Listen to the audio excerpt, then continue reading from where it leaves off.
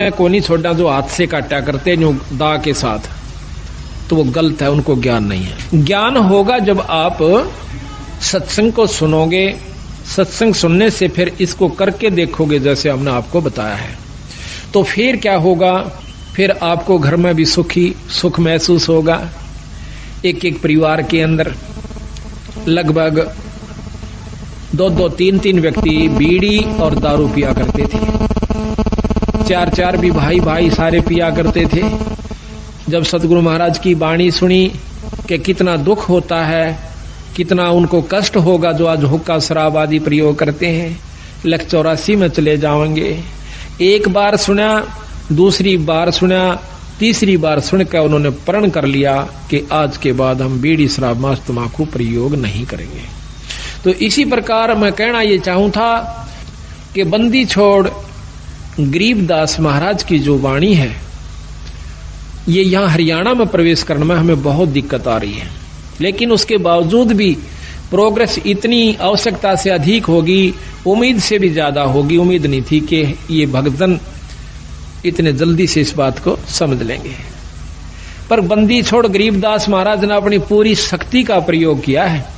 कबीर साहब ने अपनी पूरी रजा बख्श के दिखाई है कि ये काम मैं कर सकता हूं, जो ये कहन लाग रहे से, जो आपको ये रोजाना बताते हैं, ये कार्य मैं कर सकता हूं, और वो करके दिखाया है। जब इन भक्तों को यह बात समझ में आई है कि कबीर साहब भी कोई परमात्मा शक्ति है। यहां पर भी आपको मैं सैकड़ों आए हैं, पर इनमें ते सारे के सारा के घर में जो जो सुख हो रहे हैं ये अपने मुंह तो बता सकते हैं जब से सतगुरु शरण में आए। लेकिन 1-2% जिनको लाभ नहीं प्राप्त हुआ, उसके पीछे रहस्य बताया कबीर साहब ने कि कबीर सतगुरु के दरबार में भाई कमी काहे की ना, और हंसा मौज नहीं पावता तेरी चूक चाकरी में।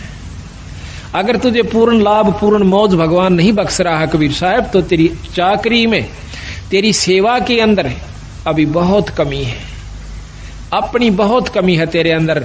नहीं, जब 98 व्यक्तियों को परमात्मा पूर्ण लाभ दे रहा है, बंदी छोड़ दर्शन दे रहा है, और उनको वो झलक नजर आ रही है जो वर्णन करते हैं हम रोजाना, तो आपको नहीं आई, तो भाई आपकी चूक चाकरी में, आपकी कोई सेवा में कमी है, आपके कोई नियम में कमी है, आप में भी कोई अहंकार अभिमान बकाया है।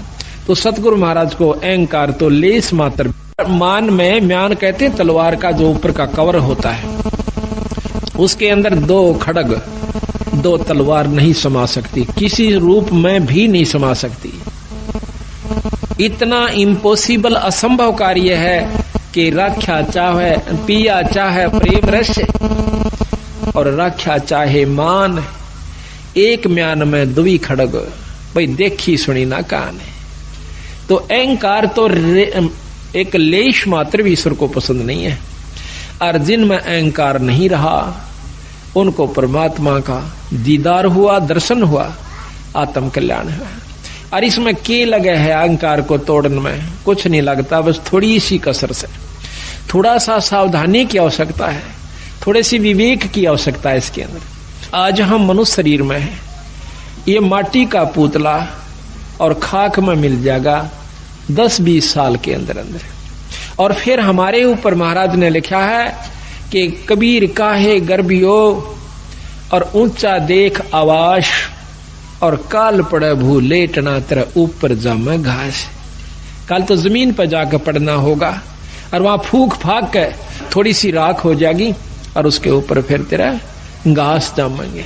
तो इस प्रकार इस अहंकार ने, जैसे आज हम पशु बन जाते, शरीर छूटेगा ये भी पक्का है, और छूटने के बाद फिर पशु जुन्नी में जाना होगा, जिसमें नाम नहीं लिया जिन्होंने, और विकार किए बीड़ी शराब मांस तंबाकू प्रयोग करते रहे, उनको 184 प्राप्त होगी। फिर जिन भक्तों ने नाम भी ले लिया और अपना धर्म पुण्य भी कर रहे हैं, और फिर भी अभिमान रह गया, तो फिर भी आप 184 में जाओगे।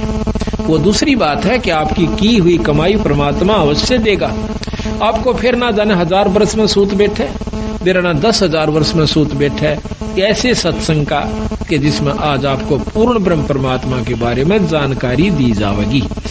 तो 184 के अंदर हम कुत्ते बनते हैं, प्रथम जीवन कुत्ते का ले लो, स्वान का, जो कि बहुत आसपास हमारे होता है, और फिर उसके कष्ट पे जरा सा दृष्टि घुमा कर देख लो, बस ज्यादा नहीं। कल हमने देखा रात्रि में इतनी ठंड थी, और एक कुत्ता इस गली के अंदर है, बाहर पड़ा बेचारा, और ऊपर से उसके खांसी होगी। 1 मिनट भी उस कुत्ते को खांसी से चैन नहीं थी। अब देखियो, पहले तो जन्म कुत्ता, ऊपर से ये खतरनाक रोग उसको लग गया। फिर कोई टांग तोड़ दे, आम कुत्ते के पैर में लंग पावेगी। क्यों पावेगी? कि उसका कोई ना कोई डला, कोई लठ या कोई पहिया उतर जाएगा, क्योंकि बिचारे बैठे वो पिछला अहंकारी जीव था।